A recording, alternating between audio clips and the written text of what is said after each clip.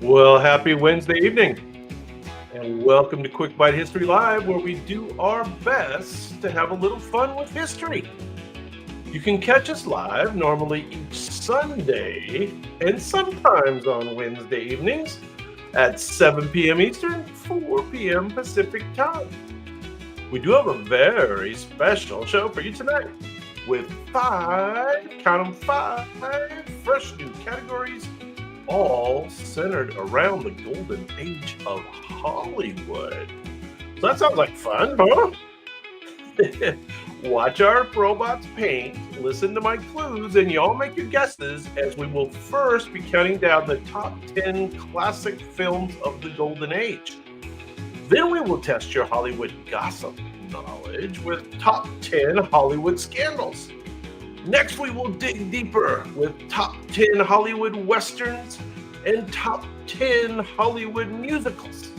And then, finally, we will explore the world of the top 10 Hollywood noir films.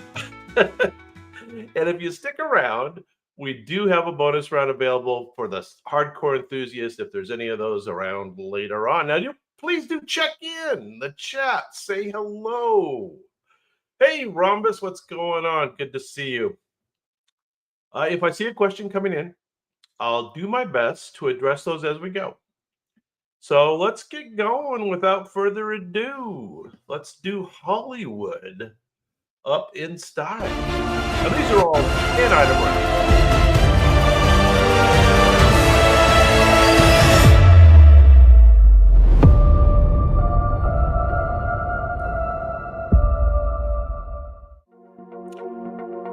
Okay, I think you know the rules. Robots paint, you guess, and I do give some clues along the way. Top 10 classic films of the golden age. There we go. Let's see how you do. This film became a defining portrayal of teenage angst and alienation. It features an iconic leather-jacketed protagonist struggling with authority. The famous chicken run scene is one of cinema's most intense moments. Anybody remember that? The chicken run? Hey, Stuart, what's going on? Welcome to Hollywood. Its lead actor tragically died in a car accident before the film was released. There you go, Stuart. You had it. I was just saying hi. I didn't realize you had the correct answer already. Who knows what year? What year? Rebel Without a Cause. James Dean's red jacket in this movie is now a symbol of 1950s rebellion. Red jacket. Wow.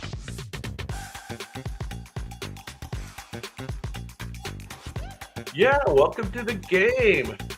Anybody know the year that Rebel Without a Cause was made? Any guesses? I think it must be the same year that James Dean died, right? Or maybe he died in 56. Well, it was 1955, in case you're wondering. The film's title was inspired by a psychiatric study about troubled youth. Oh, interesting. Okay, we're down to number 9. This romantic film follows a princess escaping her royal duties for a day. Never knew the backstory. The story is set in the stunning city of Rome, featuring iconic landmarks. The film's male lead was a legendary Hollywood heartthrob.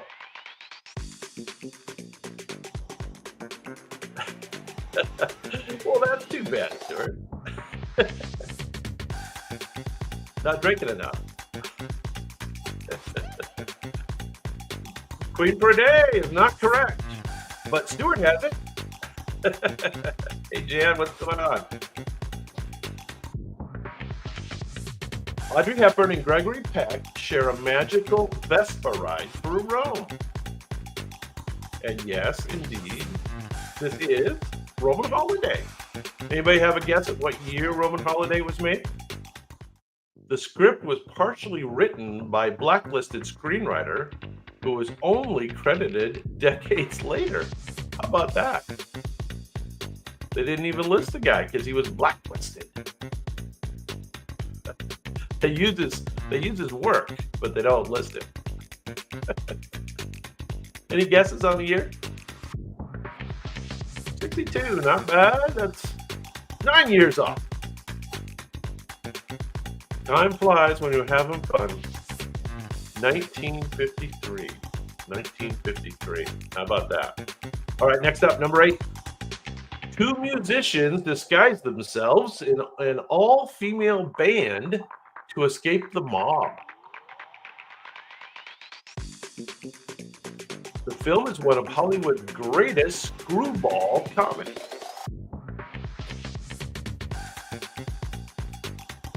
Maybe you know the actors in this as well.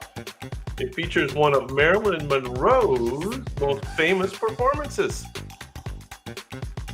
The closing line, "Nobody's perfect," remains one of the best in film history.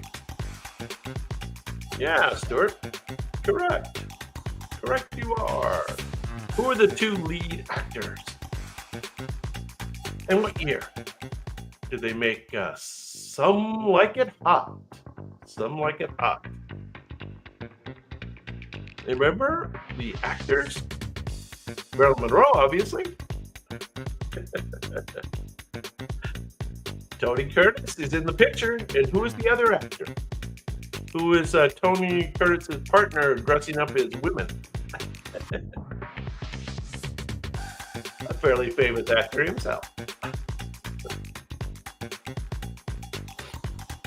You can just keep playing that 62, but it's 1959 is the year for Some Like It Hot. And Stuart has it, Jack Lemmon.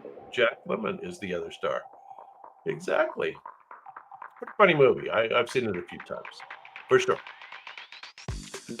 All right, number 7.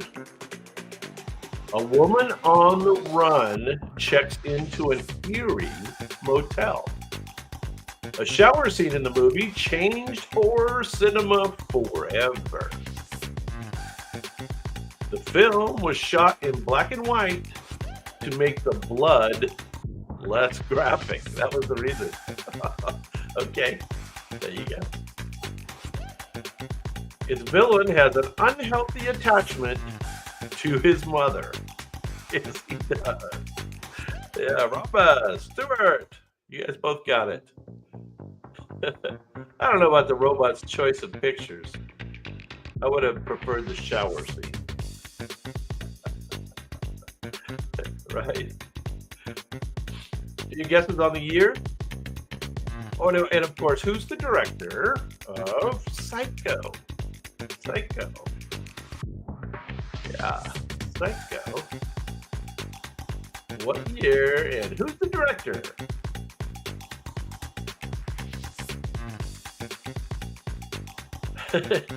'62 is very close. 1960. 1960 is the year end. Yes, Stuart. Alfred Hitchcock. Alfred Hitchcock's thriller shocked audiences. The famous shower scene uses chocolate syrup for blood. Now, did you know that? There's a little bit of trivia you can take home from the evening. If you remember nothing else, remember that. Okay, now the next one's a little harder, much more obscure. I never remember seeing this movie, but I'm going to watch it now.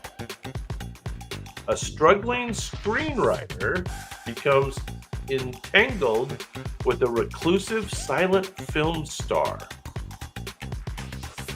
The film critiques the dark side of Hollywood fame. I Am Big is the pictures. It's the pictures that got small. I am big. It's the pictures that got small is the unforgettable line from the movie. It features real silent film stars making eerie cameo appearances. Ooh, that sounds good. I gotta watch this.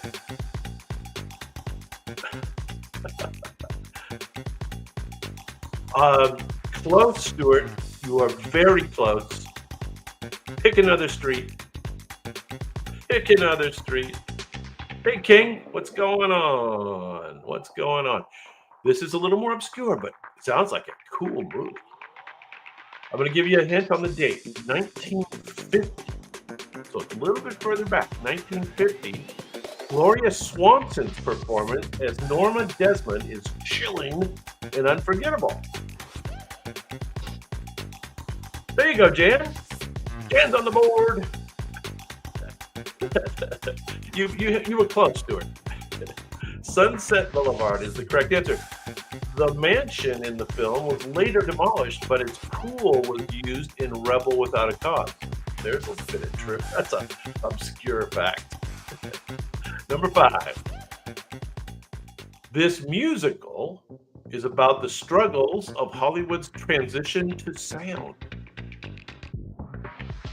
A certain umbrella dancing scene became one of the most famous in film history. The film is filled with energetic tap dancing performances. Tap dancing. Hey, Arena. Janet Arena. Hi. King's in the house. It stars Gene Kelly, Debbie Reynolds, and Donald O'Connor. King has it. King has it. Oh, yep. Yep. And now everybody's got it. Everybody knows this one. Singing in the Rain. Any guesses on the year? Gene Kelly had a 103-degree fever while filming the title song scene. Yeah, he looks like he's right there. He looks a little peaked.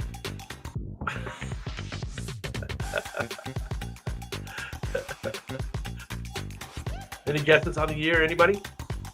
Going once, going twice? 1952. Oh, there you go. Stuart had it. No, 62 wasn't going to work for this one, champ. And it will not work for the next one either. Let's go back further in time. This fantasy film begins in sepia tone before bursting into Technicolor. It follows a young girl and her dog on a magical journey. Who knows the dog name? The film features an unforgettable trio, a lion, a tin man, and a scarecrow. Of course. Everybody's going to get this one, I think. How about let's go for some of the more obscure actors. Who knows the actors of the Tin Man, the Scarecrow, and the Cowardly Lion? They were all kind of famous in their own right? Judy Garland's performance as Dorothy and the song Over the Rainbow became legend. Yes, Toto is the dog. You guys know the dog. But those other actors are hard. And I got to say, I don't know them. I mean, like one of them, I kind of know maybe the name. Does anybody know a name of one of the actors of Tin Man, Cowardly Lion, and the Scarecrow? No? Sorry, I don't have that info on me either. Maybe somebody can Google that for us. 1939. Can you believe that? 1939. The ruby slippers used in the film are now among the most valuable movie props in history. I bet they are. All right, you probably get this one. The film is a fictionalized account of a real-life newspaper mogul. It was groundbreaking in its use of deep focus cinematography. The story is told in a non-linear narrative, piecing together a life. Now, I have to say this one. The mysterious word rosebud drives the entire plot. Yeah, everybody's getting it. You guys all know this. Very good. Ron, Stuart, Jan, King. Who's the director and actor? Who directed and co-wrote and starred in this cinematic masterpiece, often referred to as the best movie ever made? And of course, what year? Anybody know the year? The movie actually flopped on its release, but is now considered one of the greatest films of all time. Interesting, huh? I guess that happens. Yeah, Orson Welles, of course. Orson Welles was the director, co-writer, and star. Yes. 55. Good guess. 1941. Way back before the war, actually. Or right at the beginning. Before we were in the war. Yeah. Okay. Next up, number 2. We're down to number 2. This, time flies when you're having fun. This film is an epic love story set during the Civil War. That should be the only clue you need. Its lead actress won an Oscar for playing the strong-willed Scarlett O'Hara. The famous last line, "Frankly, my dear, I don't give a damn." I did that one better. The burning of Atlanta scene was filmed using real fire. Yeah. Obviously, Gone with the Wind. Who knows the year? Who knows the year for Gone with the Wind? Clark Gable and who was the actress? Anybody remember who the actress? Oh, and also somebody won a Best Supporting Actress award, becoming the first Black actor to win an Oscar. Yeah, 39 is correct. Good job, King. Awesome. Does anybody know either the Scarlett O'Hara or the Black actor who won Best Supporting Actress? Well, like the Scarlett O'Hara, yeah, but what was the actress's name? It wasn't Jean O'Hara. No. Hattie McDaniel is correct, Jan, for the Black actress. And then Vivian Lee. Vivian Lee was Scarlett O'Hara. Yeah, Vivian Lee. All right, we're down to the top film according to the robots. Set during World War II, this film takes place in a Moroccan nightclub. It features one of the most famous love triangles in movie history. I hate that.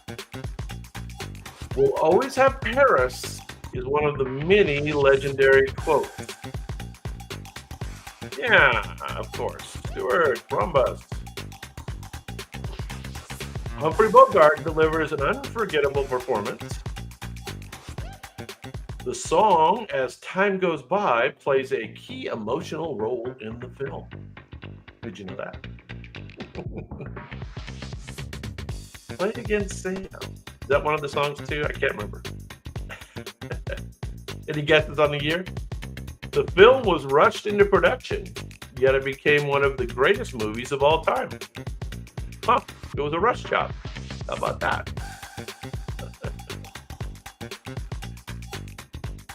Any guesses on the year before we... 45 is pretty close. Pretty close. 42. So, right along that time, there were lots of good movies made. Citizen Kane was 41. Gone with the Wind was 39. Casablanca was 42. How about that? Casablanca, according to the robots, the number one pick of the Golden Age. All right, well, that's a 10-item round, and all our rounds tonight are going to be 10 items. So that concludes our first round. Next up will be top 10 Hollywood scandals. So this will be a little hard because you can imagine the robots have a little harder time to pick the scandal, right? It's a little harder, but we'll give it a try. We'll see how they do. Here we go.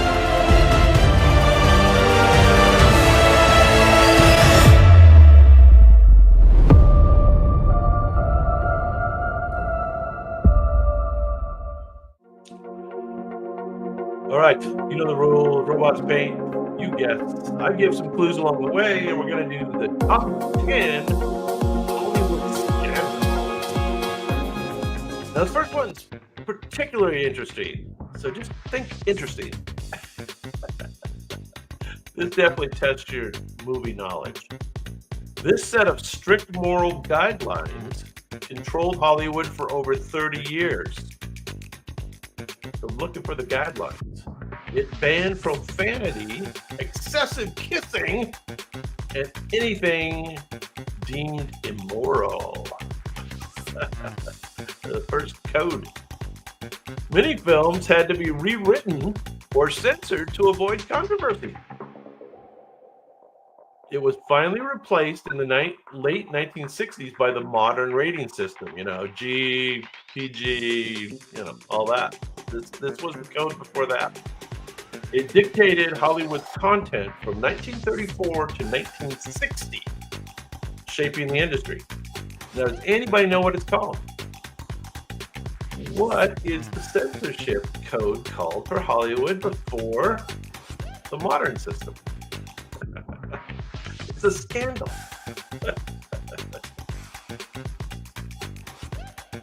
Yeah, exactly. What is the roundabout? It's top Hollywood scandals. But this one's kind of interesting. The robots are trying to play a trick on you a little bit. This is the actual code. The Hollywood code before the modern one. What was it called? Anybody guess? No, nobody's gonna know. The Hays Code. The Hays Code, of course. And there was a censorship battles. It was quite the controversy. The code even prevented married couples from being shown in the same bed on screen. They couldn't. That's why they had separate beds. Did you know that? Okay, let's get into some real scandals. These two legendary actresses loathed each other for decades.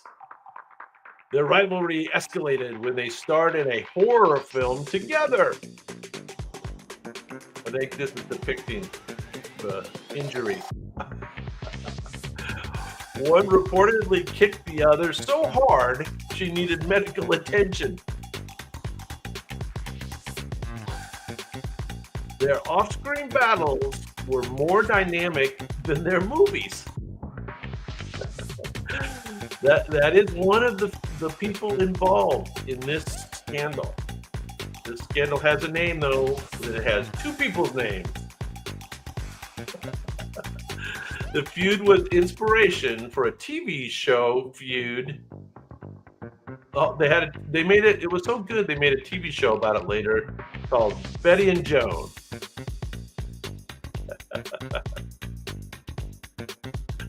Betty and Joan. Who knows the Joan? Anybody know who the Joan is? Betty Davis is, of course, correct. And it's the Joan Crawford Betty Davis feud. Betty Davis once said of Joan Crawford, she slept with every male star at MGM except Lassie. All right, next up. I don't know if this is a scandal, but this is a tragedy, a Hollywood tragedy. This actor was one of Hollywood's most promising leading men. A tragic car crash left his face permanently disfigured. Kind of cut into his career a bit. Why am I laughing? His co-star and close friend helped remove glass from his face after the crash. Getting into the detail. Not James Dean. James Dean died. This guy lived, but was horribly disfigured. Well, I agree. Mark Hamill looks like he's been in an accident, but that's not who it is. This is going back a bit. This guy was the latest, biggest thing in Hollywood, golden age. The accident marked the start of his struggles with addiction. Who wouldn't? Horribly disfigured. Elizabeth Taylor was by his side through his darkest moments. Everybody remember who that is? There you go. Not Paul Newman, but Montgomery Clift. Does that ring a bell to anybody? Montgomery Clift, 1956. Clift was driving away from Taylor's house when the accident occurred. No, she got him drunk. Number 7. She was one of the biggest stars of Hollywood's golden age. Her studio forced her to take pills to control her weight and energy levels.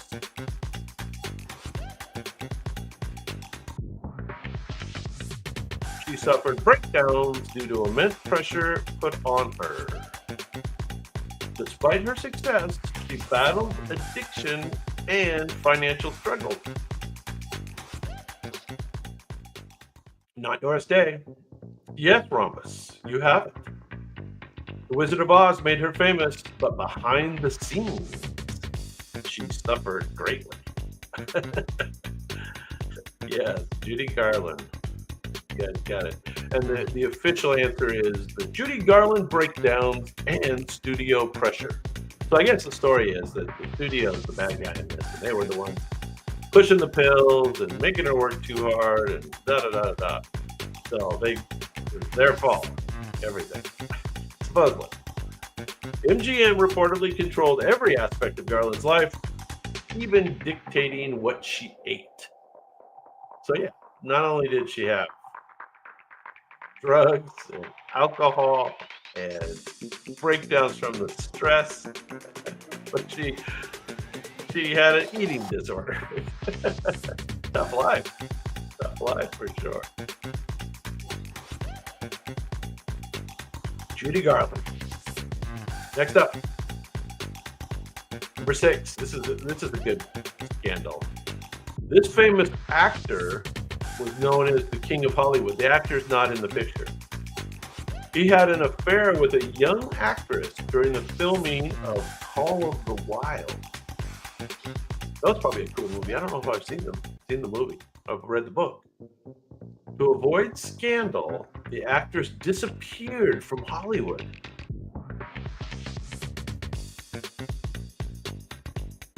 And then later on, she adopted a child who bore a striking resemblance to her former co-star. There you go. Decades later, DNA tests confirmed that somebody was her father. Can anybody remember the two actors involved? The actor and the actress. Anybody remember? This is the Clark Gable and Loretta Young love child rumor. This is a scandal. Yeah, she disappeared for a couple of years, came back with an adopted child. Good story. Anyway, quite the scandal. We've got 5 more scandals for you.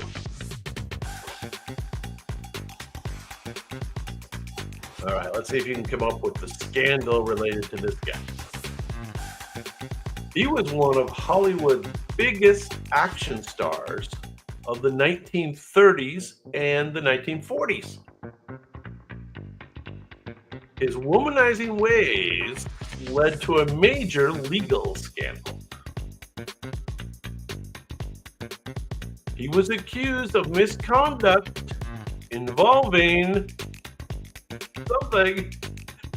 His case went to trial, but ended up in an acquittal. He got off.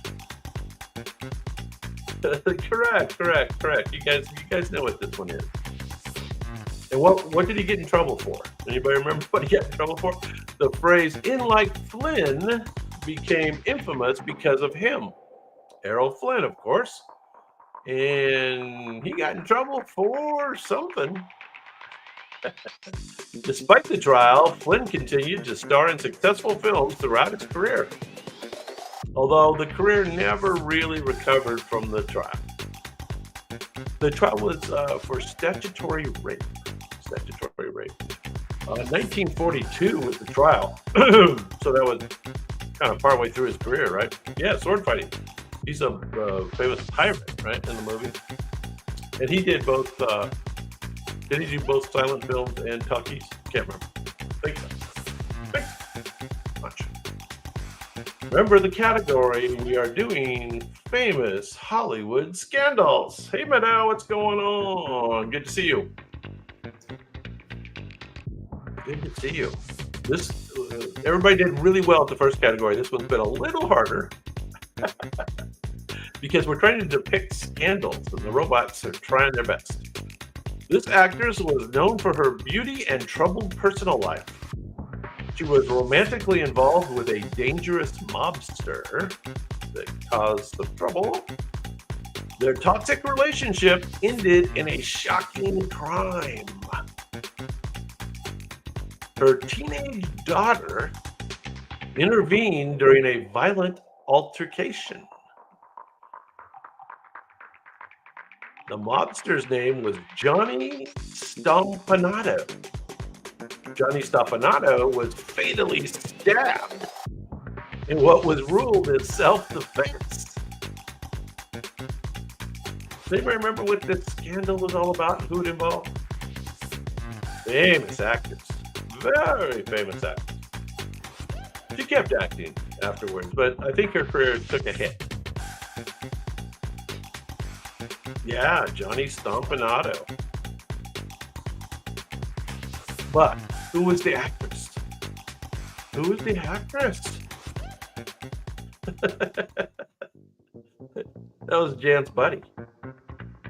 Played baseball with him.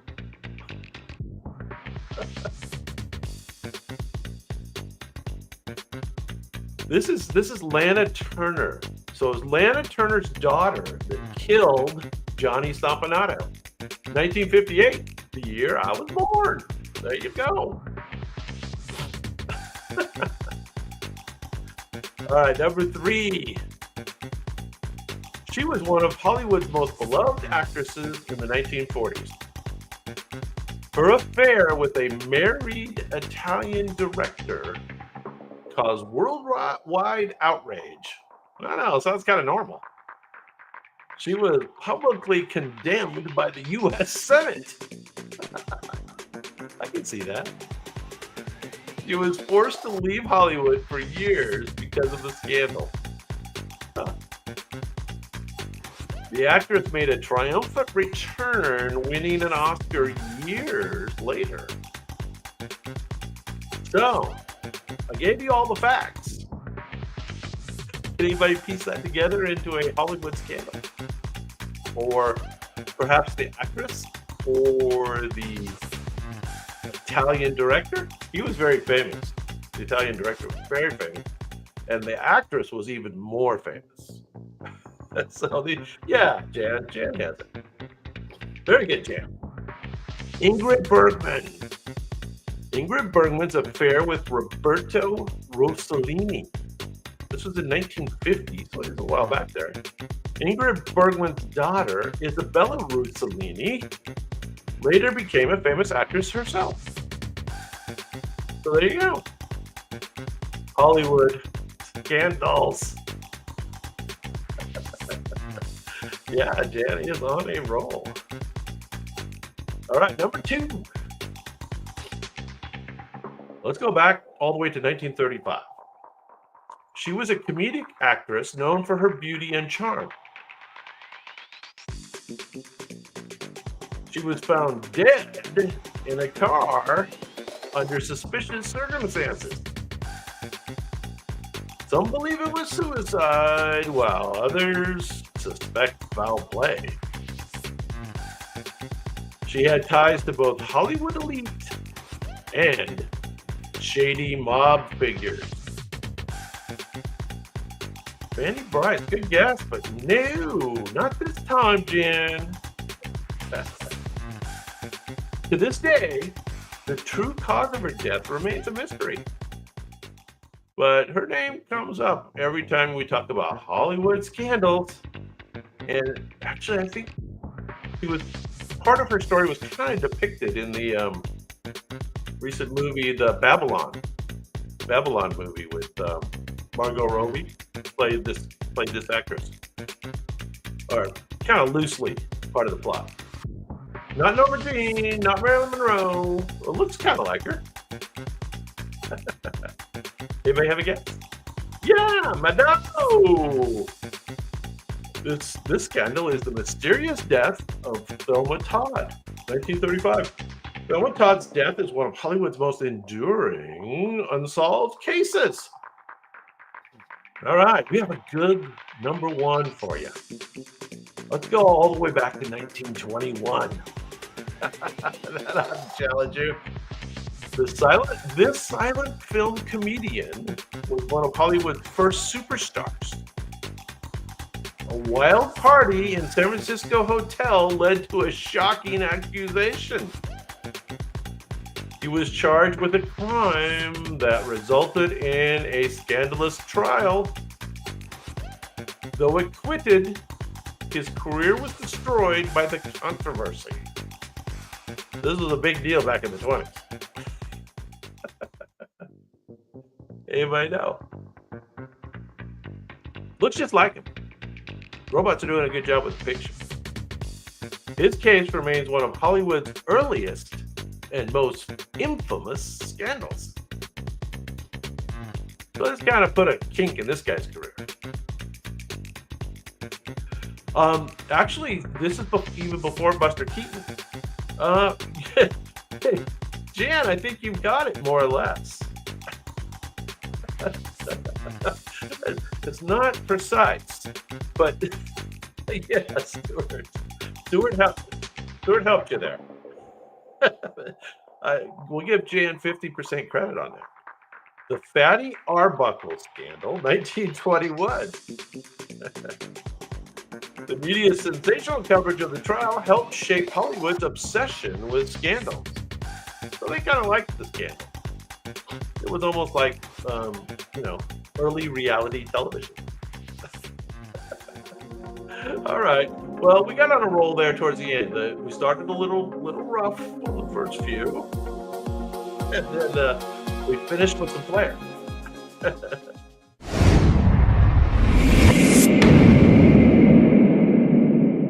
All right, that takes us to round 3. Let's fire it up. Okay.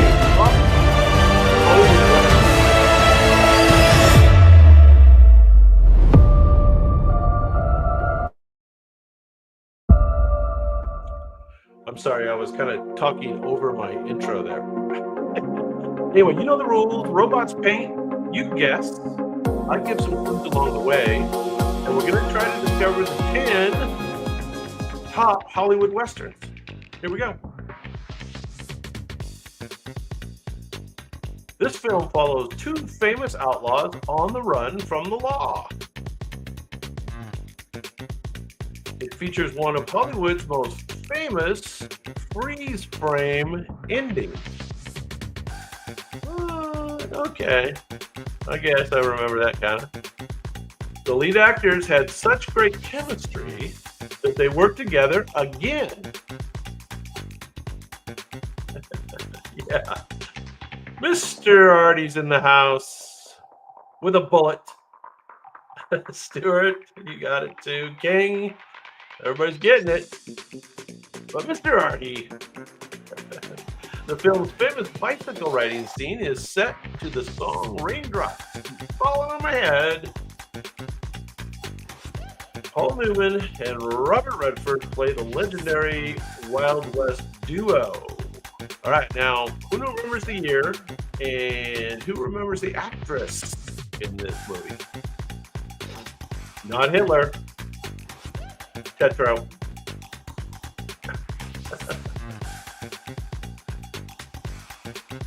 Kind of looks like Hitler, though. Well, I'm sorry to hear that Starlink is slower over there. I think it's okay on my end tonight. At least it's indicating that it's okay.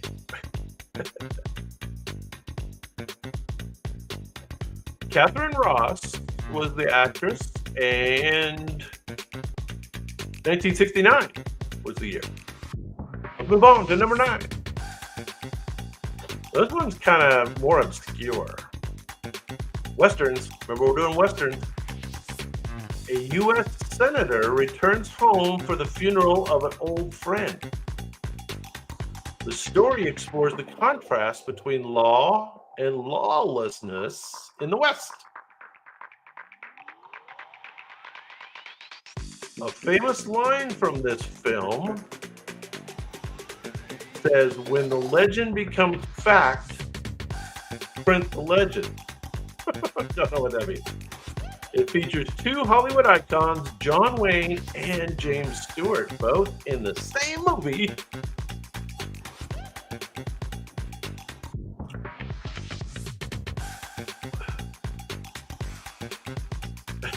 Not The Unforgiven, not Deadwind or Deadwood.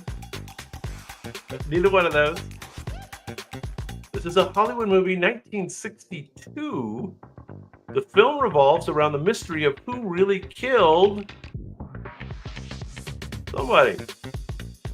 A little more obscure, but it was James Stewart and John Wayne. So it's got that going for it. Unlike many Westerns, this one was shot in black and white to emphasize its serious themes. Yeah, Mr. Artie. That is correct. The man who shot Liberty Valance. Anyway, I don't remember seeing this movie, but they say it's a good one. Let's go back a little further. 1946. This film is based on a true story of Wyatt Earp and the gunfight at the OK Corral. The title comes from a famous folk song. That's probably the key clue right there. The title comes from a folk song. It features a legendary performance by Henry Fonda as Wyatt Earp.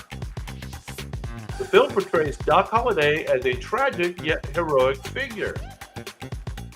But the title that I'm looking for has nothing to do with Wyatt Earp or Henry Fonda. Director John Ford considers this his favorite of his own films. There you go, this is John Ford's favorite film. Not Tombstone, but it's all the same story, right? It's all the Wyatt Earp gunfight at the OK Corral. But what the robots considered the best Western made about that story in 1946 by John Ford? Any guesses? I actually didn't know this, but I do think I've seen little bits of this movie because they show it all the time. It is the gunfight at the OK Corral as part of the story, but that's not this movie. This movie was called My Darling Clementine. Folk song, remember? So the key clue is the folk song. My Darling Clementine, 1946. Many details in the film are historically inaccurate, but its poetic storytelling makes it a classic. There you go. Now, you probably remember this movie. This Western is an adaptation of a famous Japanese film. Okay. It tells the story of a group of gunfighters hired to protect a village. The film's iconic musical score became one of the most famous in movie history.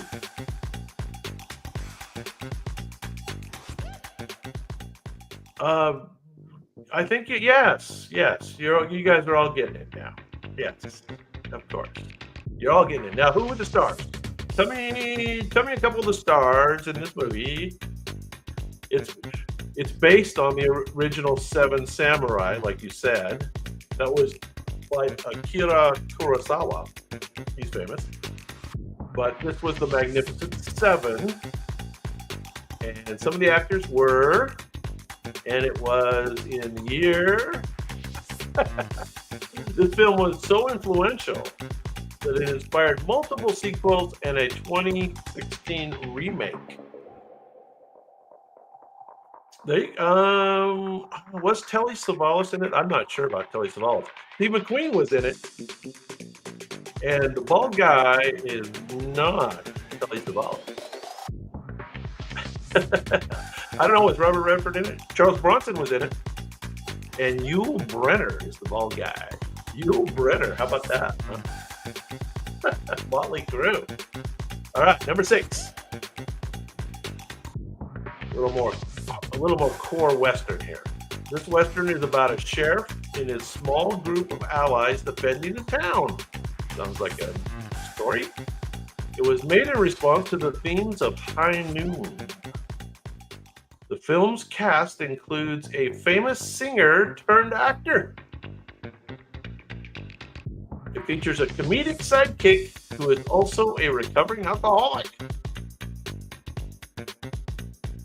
It is not the good, the bad, and the ugly. That was a Clint Eastwood, right? I think that's a Clint Eastwood. This is not a Clint Eastwood. Now, John Wayne includes an all-star cast, but who's the famous singers? There are 2 famous singers. They're both shown in this picture. And what's the name of the movie? What's the name of the movie? Anybody know? 1959 was the year. Director Howard Hawks made this film partly as a rebuttal to what he saw as the weak hero of High Noon. Not Elvis Presley. Not Paint My Wagon. Keep guessing. 1959. Who are these singers? Kind of looks like them. The movie was Rio Bravo. Does that ring a bell? Rio Bravo, 1959. And the singers I was looking for are Dean Martin and Ricky Nelson. Quite the motley cast they put in that. All right, let's get more hardcore Western. This film follows a long and dangerous cattle drive. Like many of them. It features an intense father-son conflict at its core. The story was loosely based on real-life cattle drives along the Chisholm Trail. I don't know if this is the best picture of it, but follow the clues. This film's young lead actor would later become a major Hollywood star. John Wayne plays a ruthless and driven rancher opposite the guy that was in the accident before his face got ruined. Or maybe he could play a cowboy after his face got ruined. I'm not sure. Maybe he could. So who's the actor I'm looking for, and what's the movie? Not Blazing Saddles, not the Cowboys. A lot of those movies are like remakes, I think. Cowboys might be a remake of this. I'm not sure. This is 1948, still in black and white. Early in John Wayne's career. Not Chisholm. Not Chisholm. It's the same story, I think. This was one of the first films to show John Wayne in a morally complex role rather than a traditional hero. The movie's name was Red River. Red River. Ring a bell? Red River? And the actor was Montgomery Clift. How soon you guys forget? He was the scandal guy. All right. Let's move on to the top. Number 4. Top Westerns. A mysterious gunslinger arrives in a troubled town. A young boy idolizes him despite the violence that follows. The film's breathtaking cinematography captures the beauty of the frontier. This is 1953, if that helps at all. It features one of the most famous closing lines in film history. Not a fistful of dollars. That's you like the Clint Eastwood ones. We'll do, tell you what, we're going to revisit Westerns and we're going to do all Clint Eastwood for us Westerns. We'll try to guess all the Clint Eastwood. Once Upon a Time in the West, I like the name of that, but no, it's not it. This is a famous movie, though. The actor playing somebody was Alan Ladd. Anybody know who Alan Ladd is? That's him. Was actually much shorter than he appeared on screen. Somehow they made him taller. Oh, special camera angles helped. Anyway, this movie's name was Shane. Shane, 1953. Shane, come back! Is one of the most memorable moments in Western cinema. Learn something every day on Quick Bite History Live. Robots out at number 4. Next up, at number 3, I'm going to give you the year to help out. 1956. A former Confederate soldier embarks on a years-long quest for revenge. The film explores themes of racism, obsession, and redemption. The main character is both heroic and deeply flawed. Its final shot, with a lone figure walking away into the distance, is legendary.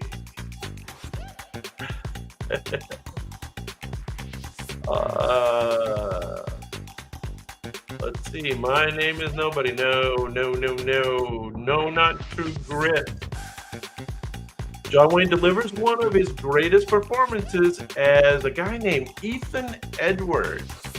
Ethan Edwards, a former Confederate soldier.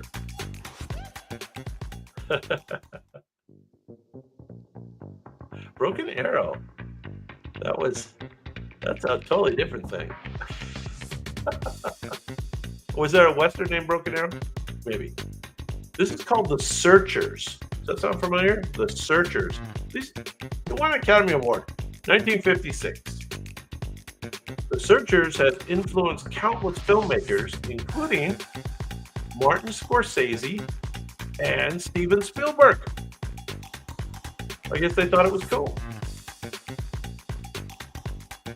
Maddow, you had it there. I didn't give you time. Number 2, famous Western movies. 1952. A sheriff faces a deadly showdown at 12 p.m. The film unfolds in real time, adding to the tension. Hey, shot in real time. That's pretty cool. That's pretty trendy for 1952. The lead character is abandoned by nearly everyone in the town. Its theme song, Do Not Forsake Me, Oh My Darling, became a huge hit. There you go. You guys got this one. Robots. King. That is correct. It's a very famous Western. And who's the actor? Who knows the actor? High Noon is, of course, the answer. High Noon, 1952. The film was seen as an allegory for Hollywood's blacklist era. And John Wayne famously disliked the movie. Hated the movie.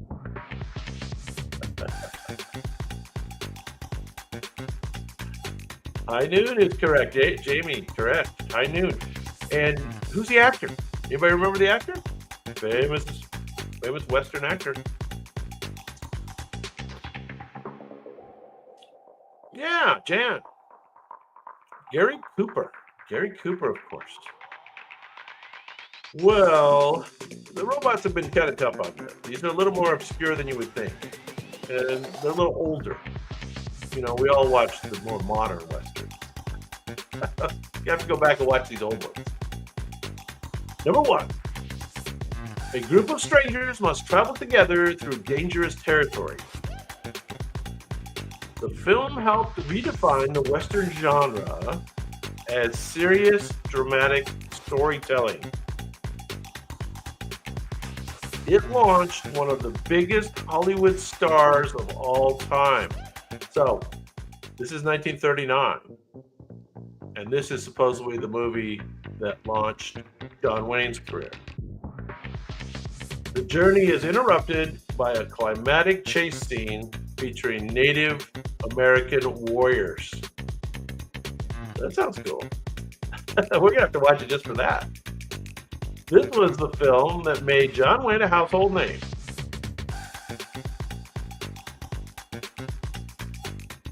Cheyenne, no. No, no, 1939. This is going way back. This director John Ford insisted on filming in Monument Valley, which became the iconic backdrop for many westerns moving forward. So this was filmed on location in Monument Valley, and it launched John Wayne's career. Tell you what, I'm gonna give you another hint. What are they writing in? What are they writing in? That's right, Stagecoach. Stagecoach was the name of the movie. Well, I don't know. Robots made that a little harder than we would have liked.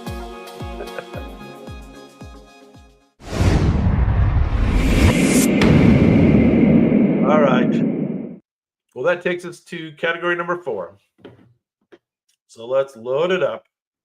Yeah, Stagecoach. Jamie, Rhombus, you guys had it at the end there, huh? Good job. Okay.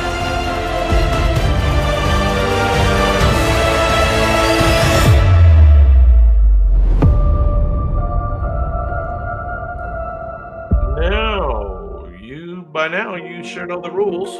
Robots paint, you guess. And I'll give you a few clues that might be helpful, might not. We're going to do top 10 Hollywood musicals now. Top 10 Hollywood musicals. Here we go. 1935.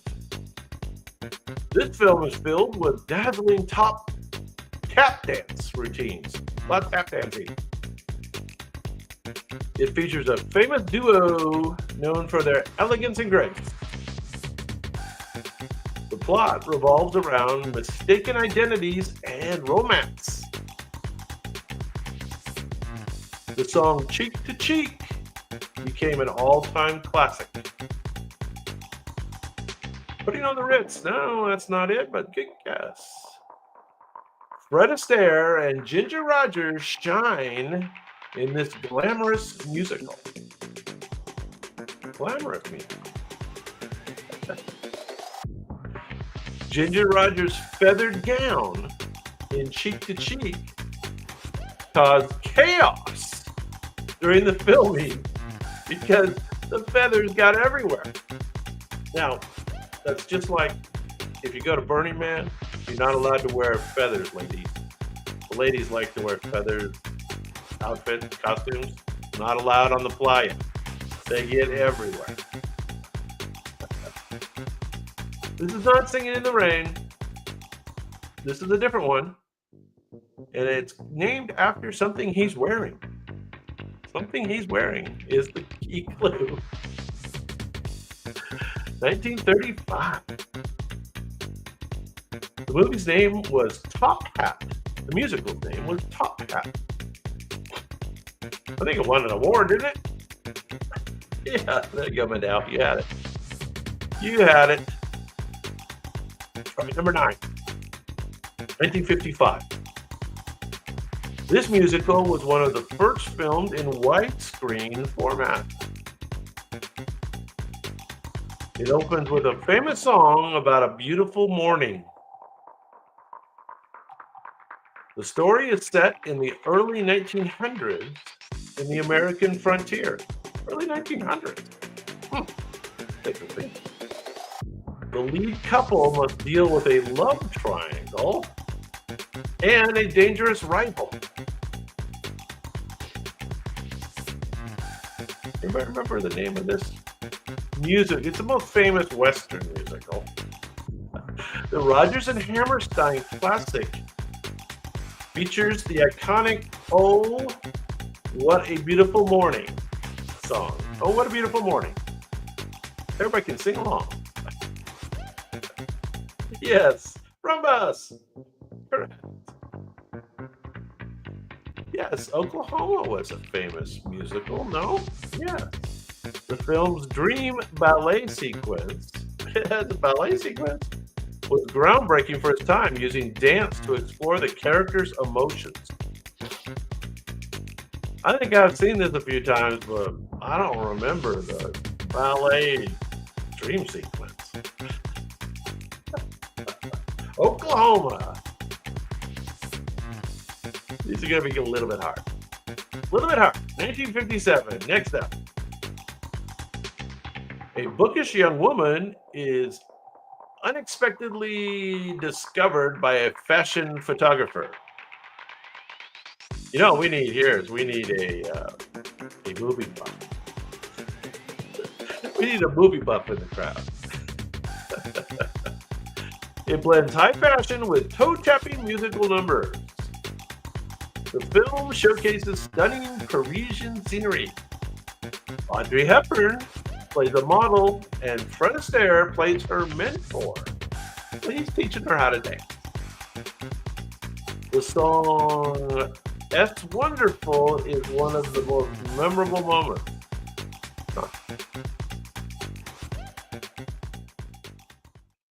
Singing in the Rain, good guess. Incorrect.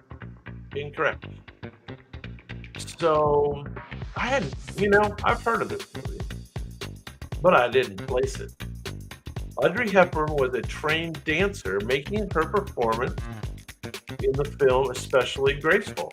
Hey, so I don't know if this was one of Audrey Hepburn's first movies. Not sure.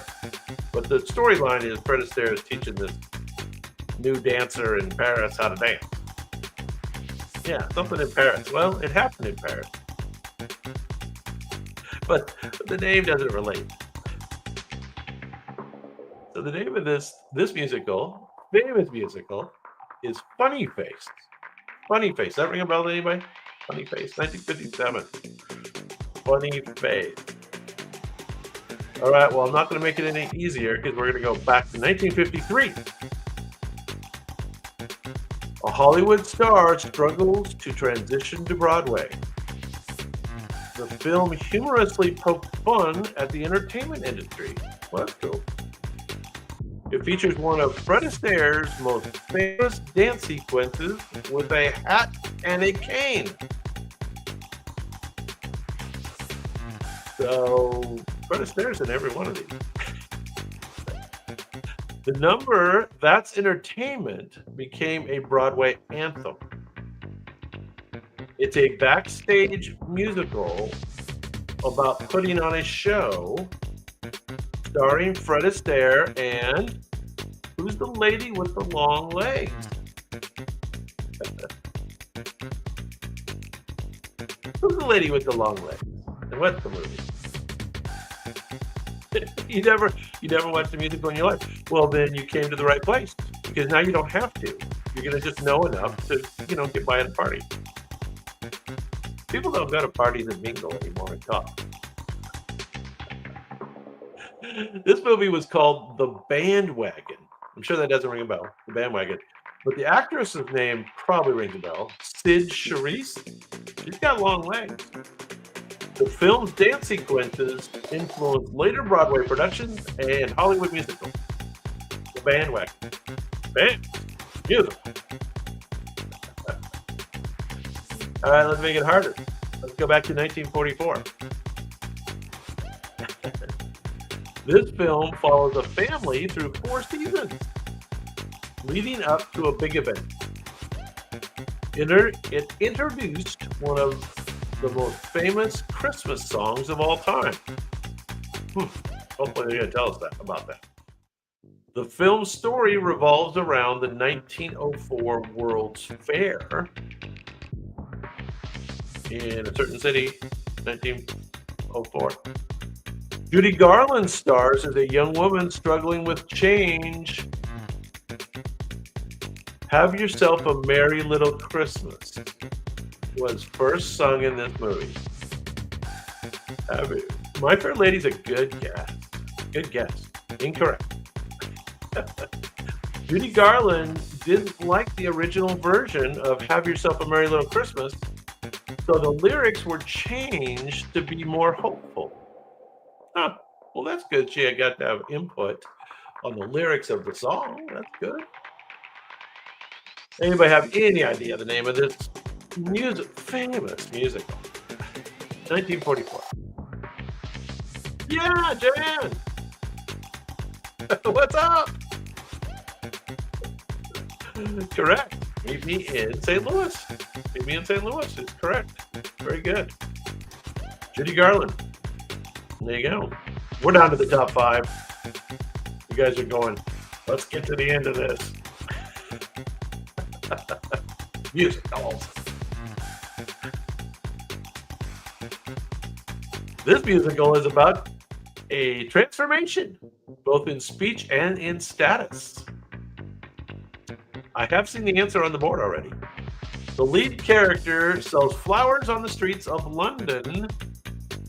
The film won an Oscar for Best Picture.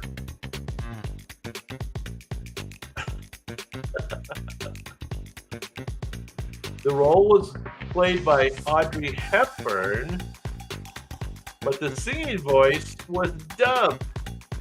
How about that? Correct. Rumbus. You are correct. This has another interesting trivia item about this movie. Won an Academy Award, of course.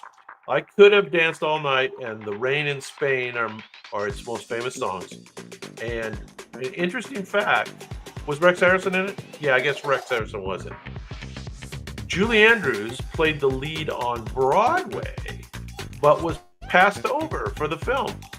Interesting, huh? Very interesting. Audrey Hepburn. 1964. My Fair Lady. There you go. We're down to the top 4. Let's do another one about Paris. Hasn't been enough about Paris yet. I'm giving you an extra clue. Trying to help the team. This film is known for its elaborate, nearly wordless ballet sequence. I can't really tell yet. All I see is a bunch of polka dots. The story follows an ex-GI who falls in love with a mysterious woman. Now, this takes place in the City of Light. Gene Kelly both starred in and choreographed its breathtaking dance numbers. Ooh, good guess, Romus. Incorrect. The film's grand finale features a 17-minute ballet set to George Gershwin's music. We're going to have to go watch that right after we get done here. Does this picture ring a bell to anybody? Seems like it might. I gave you the good clue before I even started. City of Lights. The film won the Academy Award for Best Picture, beating out Streetcar Named Desire. This film beat Streetcar Named Desire. Is that Audrey Hepburn again? I don't know if it is or not. Probably. No, I don't. You know what? I don't think it was. This was called An American in Paris. An American in Paris, 1951. Gene Kelly. Yeah, there you go. Top 3. I think you're going to know this one. This musical reimagines Romeo and Juliet in a modern setting. It tells the story of 2 rival street gangs. Who remembers the names of the gangs? The film is filled with iconic finger-snapping dance moves. It features unforgettable songs like Tonight and America. Only in America. Yes, correct. Everybody's getting this one. We're happy. We're happy. We're all happy. Natalie Wood and Richard Bernmar play the star-crossed lovers, Maria and Tony. The film won 10 Academy Awards, including Best Picture. One of the most awarded musicals ever. And yes, West Side Story. The Jets and the Sharks. King. You got that. The Jet and the Sharks. I was going to say the Jets and the Crips, but that's not correct. The Jets and the Sharks. Marlon Brando wasn't in this one. Marlon Brando was in the Streetcar Named Desire, though. All right. Number 2, musical. This film is based on the real-life story of a singing family. I think you know this one. The story takes place in the hills of Austria before World War II. The lead actress won an Oscar for her role. The film features one of the most famous opening shots in movie history. And we're looking at the opening shot right there. Correct. Looks like King got it first. But Al, Stewart, everybody's getting it. Now, who remembers some of the songs?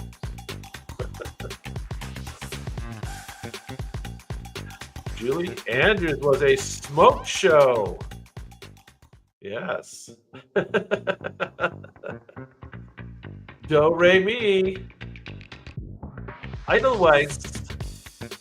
And My Favorite Things are some of the most beloved songs. That's not my favorite, though. Mine is, What Do You Do About a Problem Like Maria? I like the nuns singing.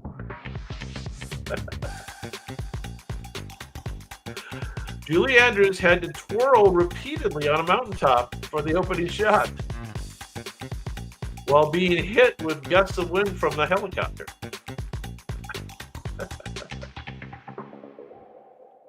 Well, so that takes a little edge off that opening scene, right? Now we're picturing a helicopter almost knocking her over. Not good. Get ruined. All right, number 1. I've seen this answer on the board. This musical is about Hollywood's transition from silent films to talkies. It features an unforgettable song and dance number performed in the rain. The film is full of humor, romance, and stunning choreography. Correct. You remember any of the actors in this movie singing in the rain? 1952. You guys are correct. Singing in the rain. Who remembers the actors? The title song, Dancing Joyfully in the Rain, is one of the most famous in film history. Excuse me. Yeah, Gene Kelly. Who remembers the couple of, or the woman, and then the other gentleman? Anybody remember from that Singing in the Rain movie? I don't remember the movie very well, but it is Debbie Reynolds, and Donald O'Connor. They all shined in the roles. Gene Kelly we talked about this earlier. Gene Kelly had a fever of 103 while filming the famous rain dance scene, but powered through it like a true Hollywood legend. And that brings the musicals to an end, mercifully to an end. You guys did pretty good. You did not do bad. We laugh about it, but you did pretty good.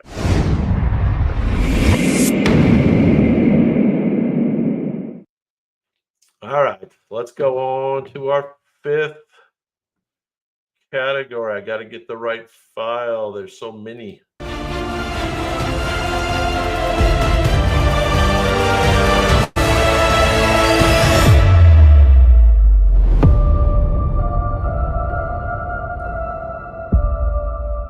Okay, you know the rules. Robots paint, you guess. I do give a few clues along the way. And we're going to do the top 10 Hollywood film noir. I gotta leave that R off at the end. Noir. Top 10 noir. This film revolves around a dangerous affair and a murder plot. A drifter falls for a married woman, leading to deadly consequences. It was so scandalous for its time that it was banned in some places. Now, they've remade this at least once with some famous actors in the remake. But the title suggests that fate and justice always come knocking twice. The movie has been remade multiple times, including the steamy version in 1981 with Jack Nicholson and Jessica Lange. Jessica Lange. Who remembers this movie? And the actress. You guys know that actress by now, don't you? Yeah, Stuart, you got it. You got it. Postman Always Rings Twice. 1946. And the actress is, it was her most famous role, I think. Most famous role, I think. Lana Turner. Lana Turner, whose daughter killed Johnny Stepanato. It all ties together. It all in Hollywood. It all ties together. All right. Number 9. This film features one of the most famous introductions of a female character in history. A casino owner hires a man to work for him, only to reveal a tangled romantic past. I don't get that. The lead actress performs a seductive song while removing just a single club. Film noir. This is a film noir. The tension between the two leads is as fiery as their famous slap scene. There's a famous slap scene. Might have to watch it just for that. Now, who's that actress? Looks just like her. Anybody know? And what's the character? Her character name is the name of the movie. Does that help? This is Miss Rita Hayworth. Rita Hayworth's role as the title character cemented her as a Hollywood legend. Yeah, this was the basis for that character, for sure, for Jessica Rabbit. Definitely the basis. Velma is close. Close.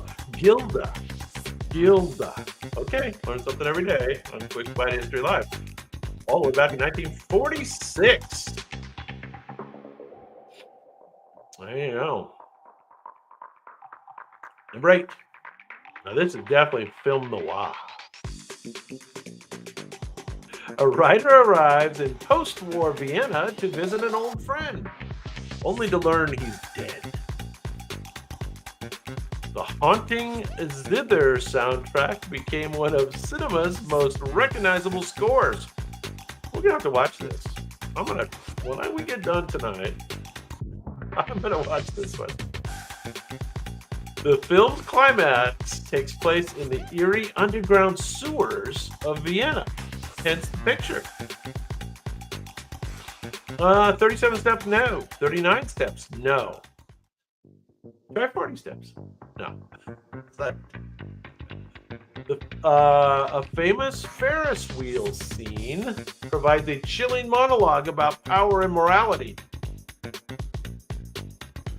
Orson Welles plays the elusive Harry Lime in this masterful noir. Cool. Anybody remember? You're on the right track using the numbers. The numbers thing is on the right track. Definitely on the right track. Orson Welles plays the elusive. I told you that. Welles improvised the famous cuckoo clock speech, which became one of the film's most quoted lines. I don't know what they're talking about, but we will. This is called The Third Man. The Third Man. Okay, we're going to look that one up, and we're going to watch that one. Number 7. 1958. This noir is known for its legendary opening long take. A border town crime story unfolds with corruption at every level. It stars Orson Welles, again, who also directed it. Get this, Charlton Heston plays a Mexican lawman,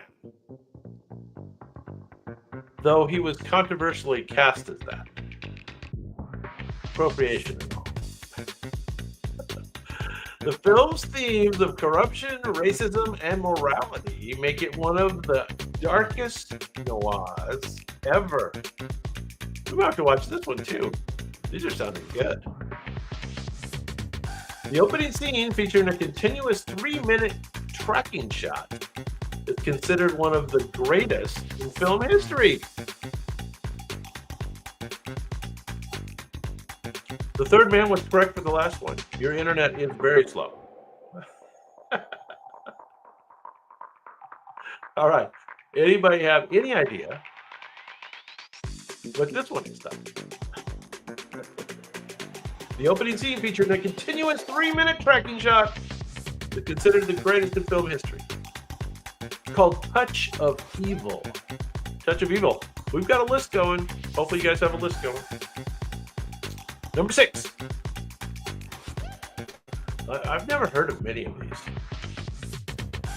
A former private eye is drawn into a deadly past. The film with betrayal, femme fatales, and double crosses. You might recognize Robert Mitchum. His performance cemented him as a film noir icon. Yes, it did. Robert Mitchum is the quintessential detective. The femme fatale, played by Jane Greer, is both irresistible and deadly. I'm gonna have to watch this one too. This sounds great.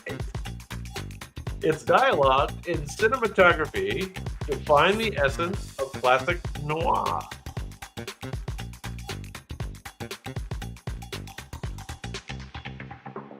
The film's plot was so complex that even some actors reportedly had trouble following it. Well, that doesn't sound too good, but it is film noir. Keep that answer on hand, Stuart. Keep that answer on hand. Not for this one, though. This one's called Out of the Past. Out of the Past, 1947. Yeah. Robert Mitchum. There you go. Jane Greer. All right. Number 5. 1944. A detective falls in love with the woman whose murder he is investigating. Well, that sounds weird. The haunting portrait of the title character plays a key role in the film. The film features one of the most shocking twists in noir history. Well, that sounds interesting too. Gene Tierney, now she was a hottie in the day, right? Gene Tierney plays the enigmatic, mesmerizing Laura. Laura's theme song became one of the most famous in movie history. Laura's theme song. So what's the name of the movie? I'm giving you a lot of hits. Gene Tierney played the mesmerizing Laura. Laura's theme song became one of the most famous in history. The famous portrait of Laura in the film was actually a painting. It was a retouched photograph. Everybody's always looking in the movie. Everybody's always looking at this portrait over the fireplace. Correct that out. But it saved the team. Yeah, the movie's name was Laura. That's right. Very good. All right, Stuart. I'll be ready. This film is known for its incredibly complex, almost impossible to follow plot.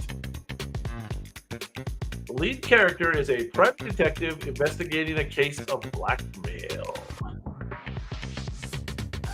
The chemistry between its two stars is legendary.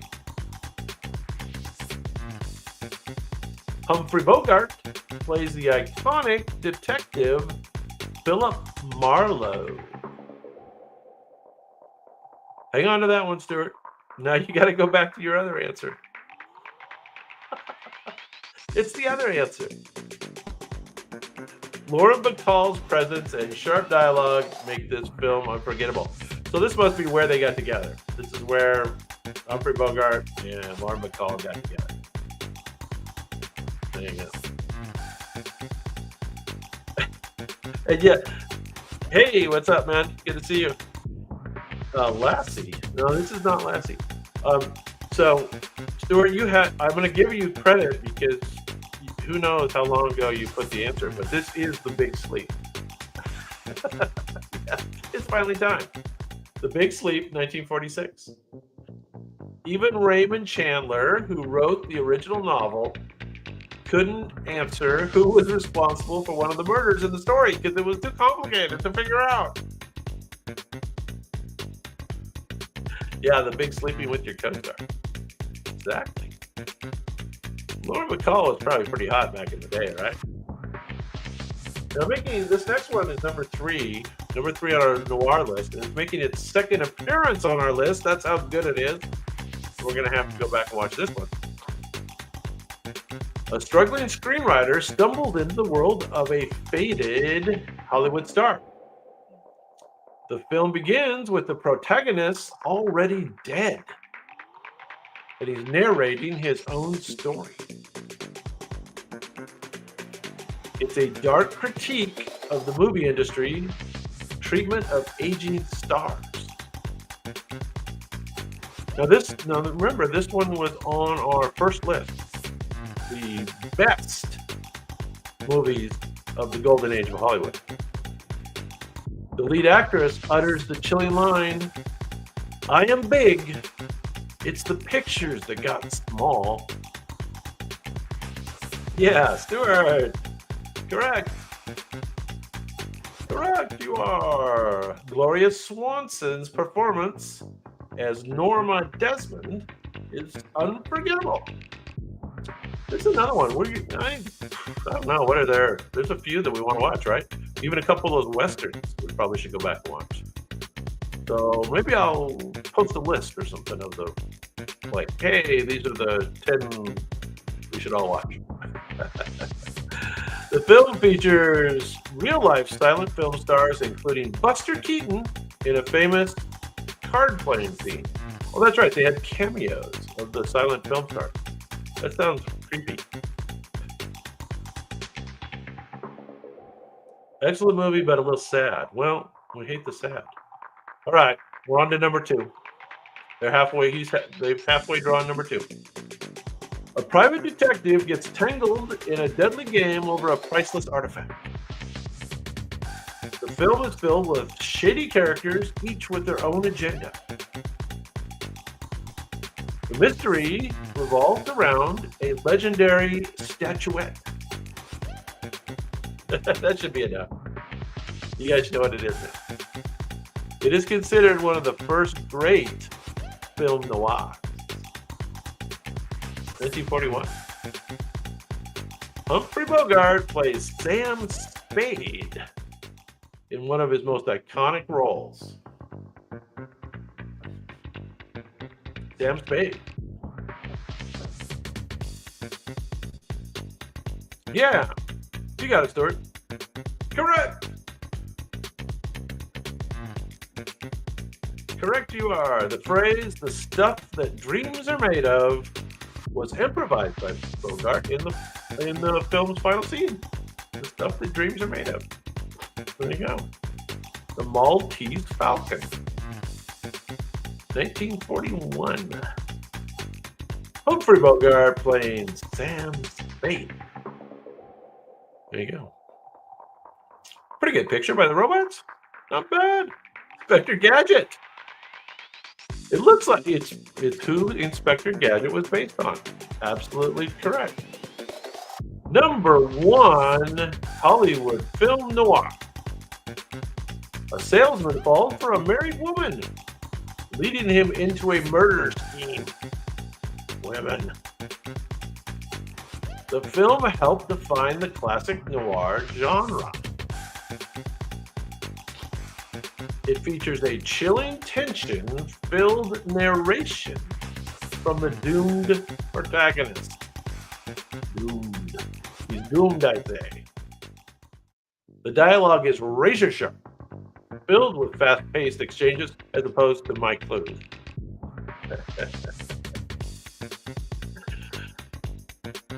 Anyway, film noir number one with a bullet.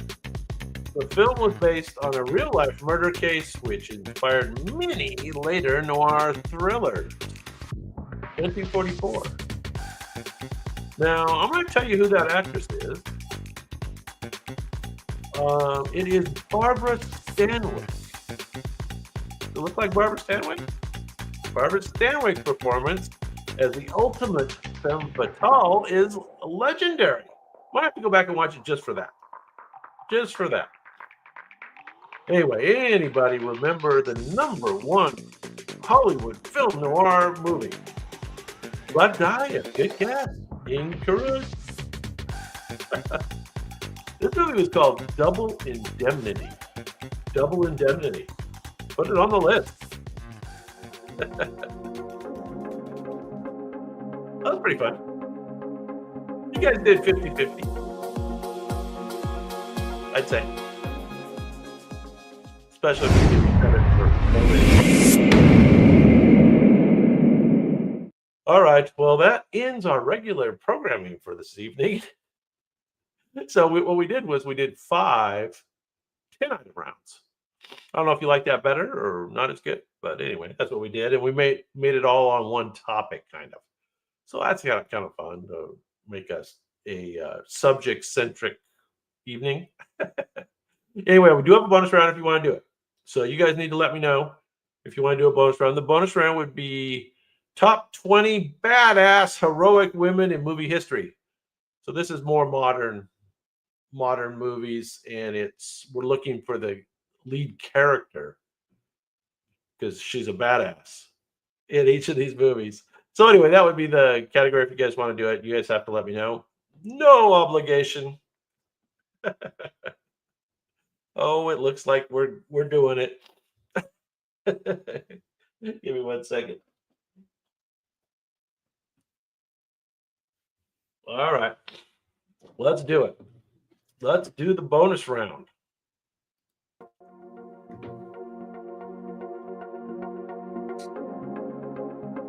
You know the rules. Robot paint, you guess. I give some clues. Let's do a bonus round. Top 20 badass heroic women in movie history.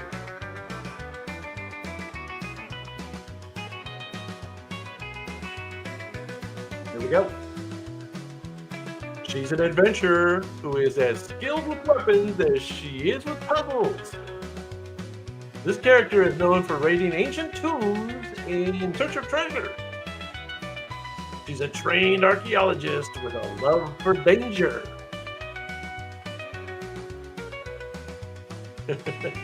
Angelina Jolie brought her to life on the big screen.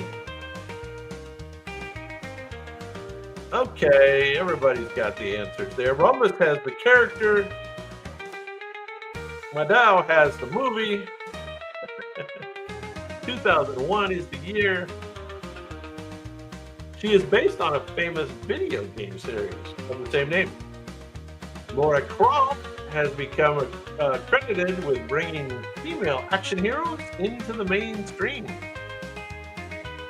in both gaming and cinema. There you go. Tomb Raider, Laura Croft, Angelina Jolie. She was pretty hot. I like the second one. Correct. She's got a gun.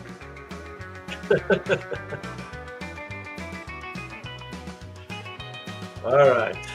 The next one's a little harder. Number 19.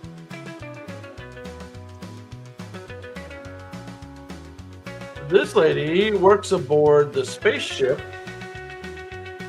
Nostromo. Nostromo. Her main adversary is an acid-blooded extraterrestrial. This character was groundbreaking for leading a sci-fi horror film. Yeah, Ripley. That's correct. Who knows the actress? She utters the iconic line, "Get away from her, you bitch." Am I allowed to say that? The robots gave me asterisks, but I went ahead and said it. Ripley was originally written as a male character, but became a feminist icon after the casting. Yeah, Sigourney Weaver, correct. Looks just like her. She's a little younger, though. She's older in Avatar, right? How about the Sigourney Weaver as a blue person? We're about due. Aren't we about due for another Avatar? Seems like another one should be coming out. Seems like we're due. Remember, we're doing badass heroic women from the movies. Number 18. She's the mother of humanity's future savior, John Connor. The character transforms from a waitress to a battle-hardened warrior. Well, you know those diner cafe waitresses. She battles a shape-shifting T-1000 in the sequel. Well, yeah, there you go. Well, but everybody's got it. Some questionable spelling. Everybody's got it. This, let's see, Linda Hamilton. I should have made you give me that. Linda Hamilton underwent extensive physical training for the role. Yeah, she looks damn buff there. Her mantra: there's no fate but what we make. Sarah Connor's character arc is considered one of the greatest in action film history. Yeah, she goes from waitress to hardened warrior.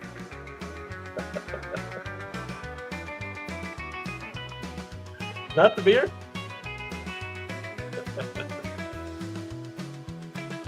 All right, we're down to number 17 next. I might stump you on this one. Now, she grew up scavenging parts from wrecked starships on the desert planet Jakku. This character discovers she has a strong connection to the Force. She is known for wielding a lightsaber once belonging to Luke Skywalker.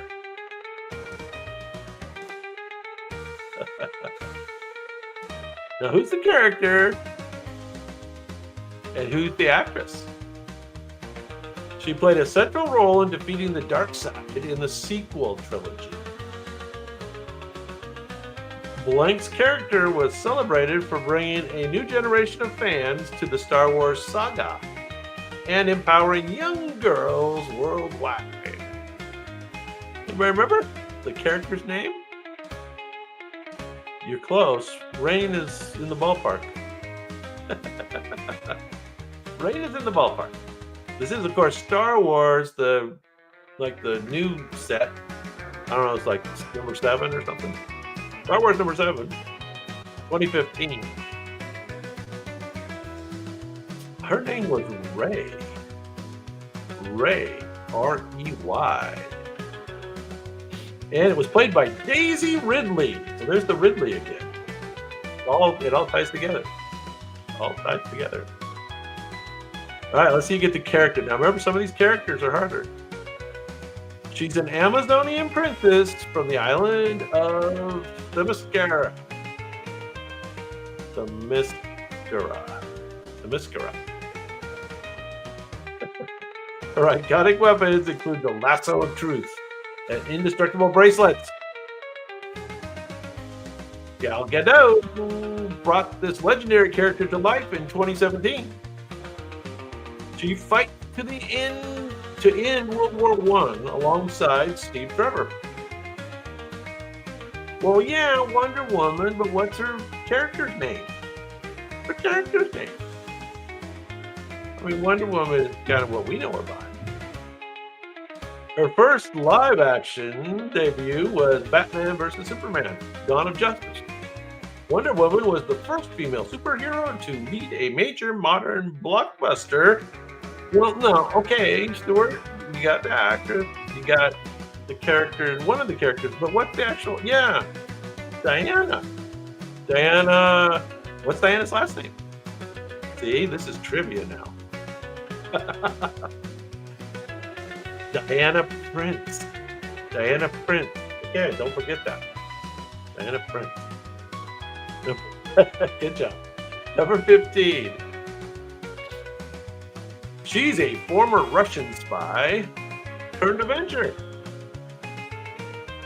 Her primary weapons are her agility and martial arts skills. I'm not going to say who plays her in the Marvel series. She sacrificed herself for the Soul Stone in Avengers Endgame. Correct. Correct. What's the character's name, though? Black Widow is the Marvel name. And yeah, that's above the title, right? Scarlett Johansson is the actress. Correct. But what is the character's name? These are harder, huh? There you go. Maddow saves the team. Her standalone movie delved into her backstory as a Red Room operative. Black Widow paved the way for complex female characters in the superhero genre. Natasha Romanoff. Natasha Romanoff, The Avengers, 2012. There you go. Very good, Natasha. Natasha.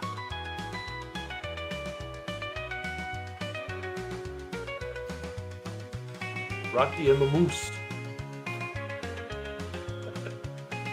All right. I love this movie. She is a one-armed warrior in a post-apocalyptic wasteland. This character defies a tyrannical warlord named Morton Joe. I love a Morton Joe, too. She helps rescue a group of enslaved women called the Five Wives. This is a kinky storyline. Good movie. Who's the actor? Shaved her head for the role.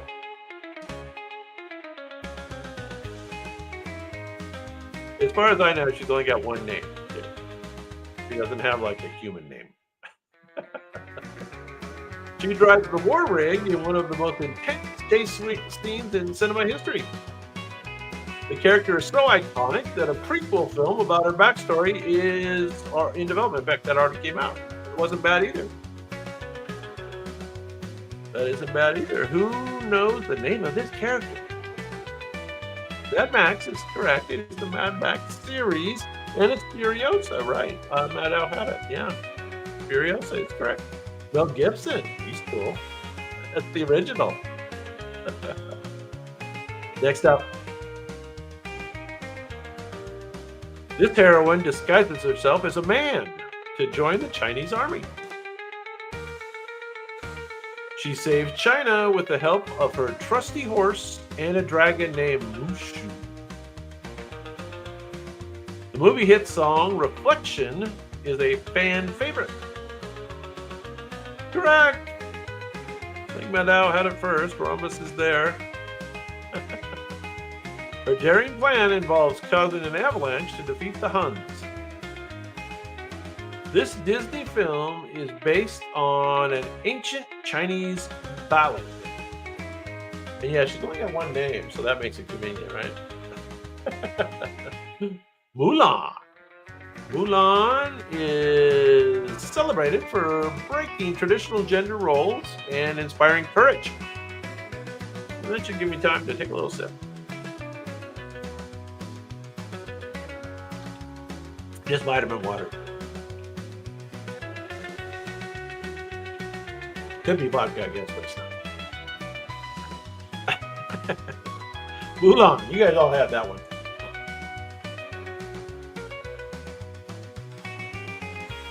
All right, let's move on to number 12. I think you might get this one. She's the leader of the Rebel Alliance fighting against the Galactic Empire. Her hairstyle is known as... I'm gonna make you guys answer that. What's her hairstyle known as? She resists interrogation by Darth Vader without revealing Rebel secrets. Yeah, correct.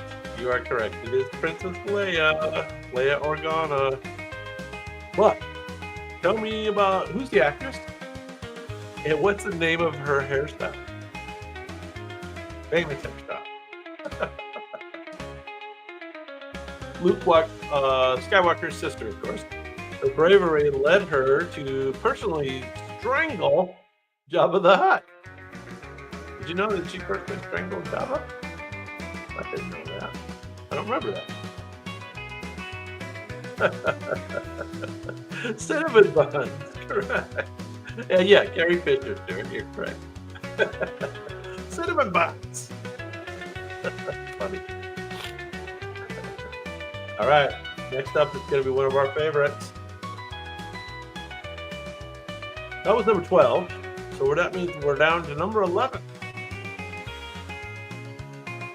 Princess Leia. Not a bad picture.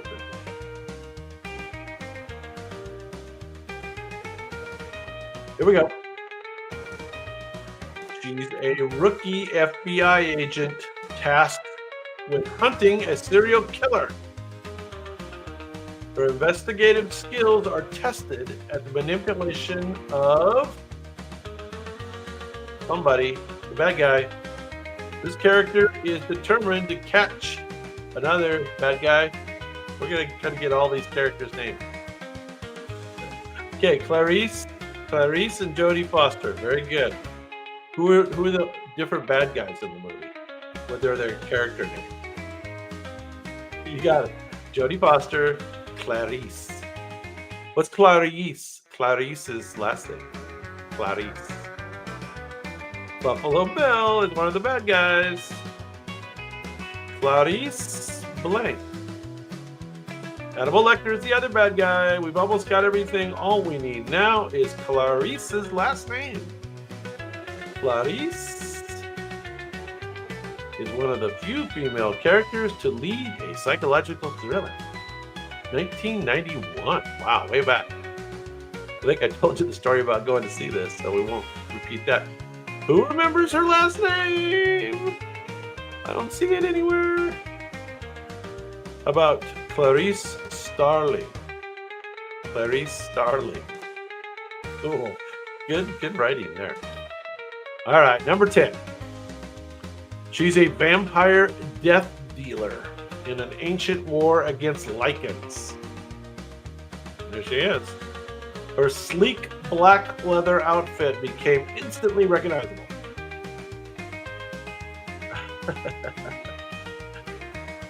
I'm going to make you get the actress and the character's name and the movie name. Underworld is the movie. Very good, Rhombus. Very good. She defies her vampire coven to protect a human named Michael. Should have made you get that. This character is known for her unmatched combat skills and use of firearms. It's handy. Don't bring a sword to a gunfight. Celine. Oh, I gave it to you. Celine. And Kate Beckinsale. Okay, and I gave you the character, Celine. Celine was one of the first modern heroines to blend action and gothic aesthetic. And firearm. There you go. Kate Beckinsale. She's a hottie. She's still a hottie. Next up. This one's hard. I didn't know this. She wakes up with no memory in a mansion above a secret facility. This character battles the Umbrella Corporation's biological experiments. She is played by somebody across 6 movies, 6 films. The T-virus outbreak pits her against hordes of zombies and monsters. You have the movie. I see the movie. Resident Evil is correct. Very good. A Russian friend. Mila Djokovic is correct. Correct. If I remember her character's name, it's kind of doesn't fit. Her character's name doesn't fit. She is known for her dual-wielding pistols and martial arts. Blank's role in Resident Evil turned the franchise into one of the most successful video game adaptations ever. Jill. I like Jill. No, it's not Jill. Not Jill. Close though. It is Alice. Not of Alice's restaurant, but this is Alice. All right, number 8.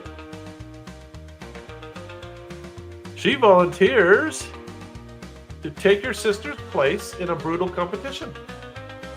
Her skill with a bow and arrow makes her a fierce competitor. Blank performance brought this dystopian heroine to life. She becomes the symbol of a revolution against the Capitol. Donald Sutherland. Ooh. Woody Harrelson. Woody Harrelson's great in that. The nickname "the Girl on Fire" refers to her fiery entrance into the game. All right. Yes, Katniss Everdeen. Spelled with a K, however. But you do have Everdeen spelled correctly. And Jennifer Lawrence is the actress, correct. Hunger Games, originally in 2012. 2012.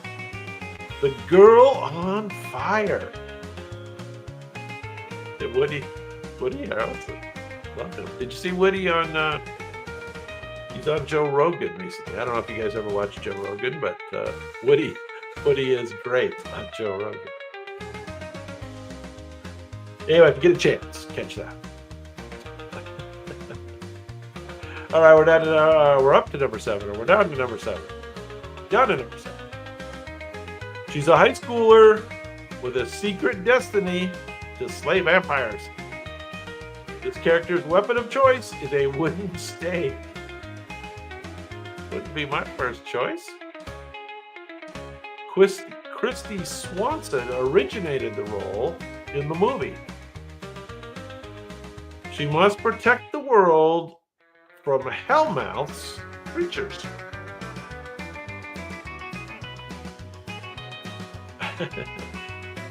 Yes, you got it.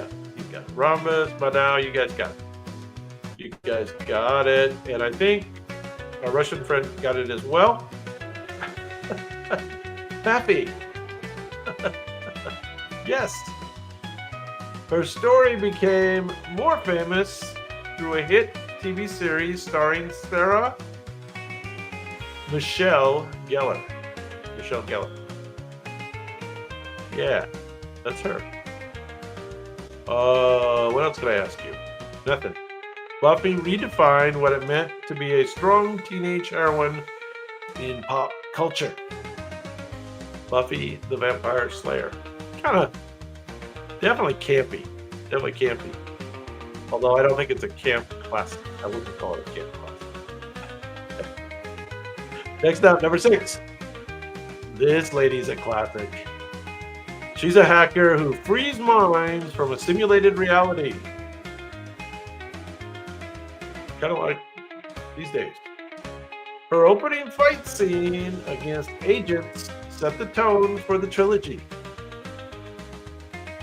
Played by Carrie Ann Moss. She is both mentor and love interest to Neo. Yeah, you guys know this one. She is a badass, right? Am I right? Her ability to manipulate the Matrix is second only to the One. She is known for her iconic leather outfit, yes she is, and gravity-defying moves. Trinity's character inspired a wave of cyberpunk heroines in film and gaming. Trinity. Yeah. How many Matrix movies were there? Three Matrix movies? I think there were 3. What if they'll ever do more? Yeah, Carrie Ann Moss. Correct. Correct you are. Number 5. All right, she is a shield maiden of Rohan who dreams of fighting in battle. Her disguise allows her to join the fight at the Battle of Palador Fields. I've never heard of the actress, but I'll let you guys try to get the actress's name. Brought her courageous character to life. Lord of the Rings is correct for the. Well, which Lord of the Rings? Which Lord of the Rings? Yeah, pretty lady. She defeats the Witch King, declaring, "I am no man." She stands alongside Aragon, fighting for the free peoples of Middle-earth. Anybody know the name of the character? Or the actress, perhaps? Pretty hard. Triumph over the Witch King is one of the most memorable moments in fantasy cinema. Yeah, Return of the King, Maddow, is correct for the movie. And I don't see either the character or the actress. No, never. The actress is Miranda Otto, if that sounds familiar. Miranda Otto. And the character's name is Eowyn, right? Eowyn. E-O-W-Y-N. Eowyn. Eowyn. Or Gwendolyn. Sure. Number 4. You know this one. She's known as the Bride, and she seeks vengeance. That's all you need to know right there. Her quest begins after waking from a 4-year coma. You know, just a little nap.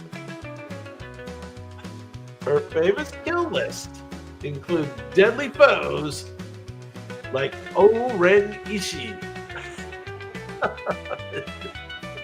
There are some campy characters in this movie. That's the name of the movie. Yes, indeed. Black Mamba is one of the all the kill list. Who's the actress? And what's her? Most importantly, what's her character's name? That's the coolest. The Crazy 88 fight scene showcases her unmatched martial arts skills. Beatrix is the first name, and Uma Thurman is the actress. Very good. Very good. Very good. Quentin Tarantino makes sure she's always barefoot. Got a thing for Uma's feet.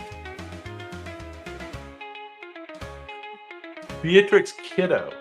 Beatrix Kiddo. Does that ring a bell? Pretty funny. All right.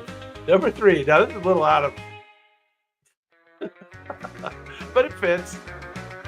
She starts as a fashion-forward sorority girl. After a breakup, she decides to attend Harvard Law School. After a breakup. This character proves intelligence and determination outweigh stereotypes. Somebody's portrayal made her a feminist icon in pop culture. Her motto, what? Like it's hard?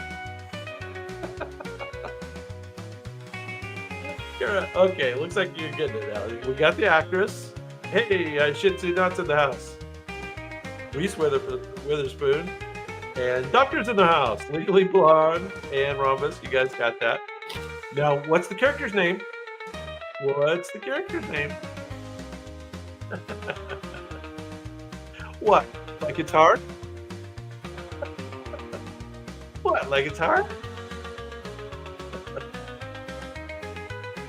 Anybody know? Who's got the character?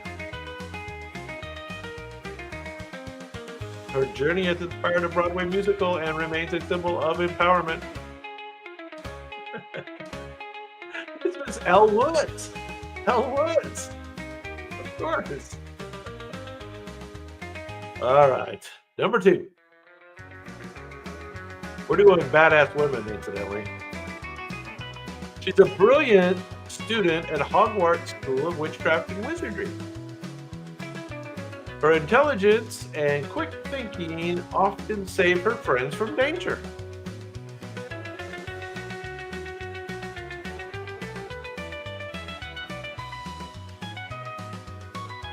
Yes, you are correct with the first name there. It, of course, has a different spelling in your language. And we have the actress. Very good. I should do nuts in the house. Getting some answers down. Yeah. Now, good luck with the characters. Let's hear it in English. The character's name and the last name. Her famous line, it's Leviosa, not Leviosa. Yeah, there you go. You got it, Rhombus. How do you pronounce that? Hermione? Hermione? Hermione. And her last name is Granger. I'm sure you guys will never get that. Learn something every day on Quick Bite History Live. Number 1, badass women. She's a Southern belle with a strong will and fiery determination. This character is fiercely independent, even during the Civil War. Played by blank, she is the central figure in a sweeping epic. Yeah, there you go. I shit you not, it's in the house. Raining down the answers, and Doctor gets the movie. And I guess that's all we need. Oh, who's the actress? This is the second time tonight. I'm asking you her name. She's actually a very famous actress. Yeah, there you go. Vivian Leigh is Scarlett O'Hara. And she is Gone with the Wind. 1939 was when that movie was made. And it's interesting that the robots put her as the number 1 badass. It doesn't seem to fit to me. But hey, we'll let that go. All right, well, we had fun with Hollywood. Sorry you missed the earlier stuff, Doctor, and I shit you not. We were doing all sorts of Hollywood things tonight. You can watch them on replay. They will come out in a month or so each with individual videos as well. Yeah, she doesn't really fit that category very well, I don't think. I'm not sure what was up with that. All right. Well, we did Wednesday. See, we did Wednesday. And I kind of like the idea of doing a themed night. Do you guys like the theme idea? Or no? So question 1, do you like the theme idea, or would you rather have it just be more random and different themes? And what do you think of the 10-item rounds? Do you like that? It doesn't really make too much difference, but do you like that better? Yeah, good game tonight, everybody. Thank you. So you like themes? Doctor likes themes. Okay. You just like playing? Well, good. I'm glad you like playing. I like doing them for you. You know, I get better at it. I get systems going. Gets a little easier.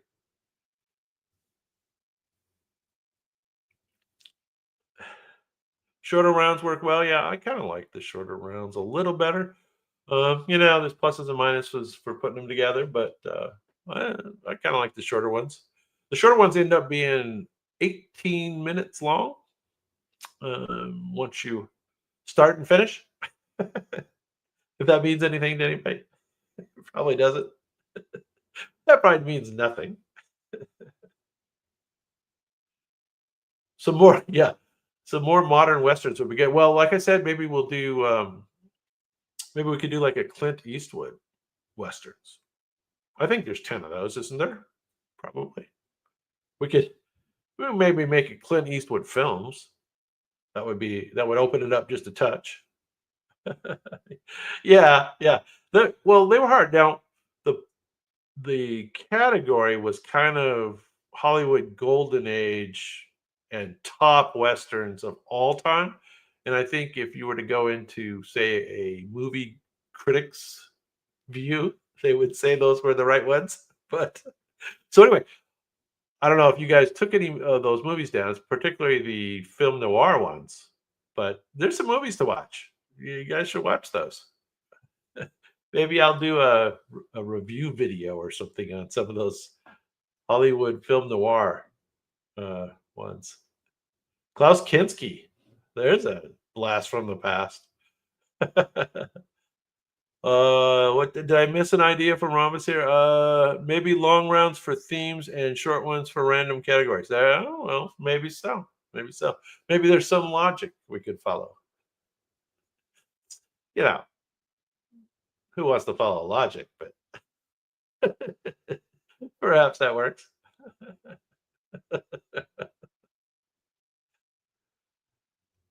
How about Klaus Kinski's daughter was hot in some movies for a while there. What was her name? Something Kinski. She was in some racy 70s movies, I think. Natasha. Her name was Natasha. Natasha. Rocky and Bullwinkle and Natasha.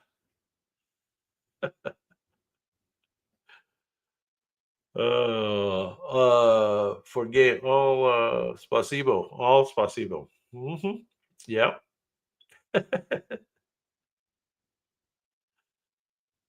All good. It's all good. It's all good around here. Not Yani Gavaru Paruski. Pointo chut chut. and and I'm really good at drinking vodka with Russians. I can understand a lot more when I'm sitting down drinking vodka with Russians. Choo choo, choo choo. It's like, no, no. There you go. All right, guys. Well, I'll let you continue your chat if you like. I'm going to bow out and thank you once again for joining me tonight. I always appreciate it mucho. And we'll see you on Sunday for something. We'll figure something out, something fun. We try to get more fun each time. And some a little hard and some a little easy. All right, man. Take it easy.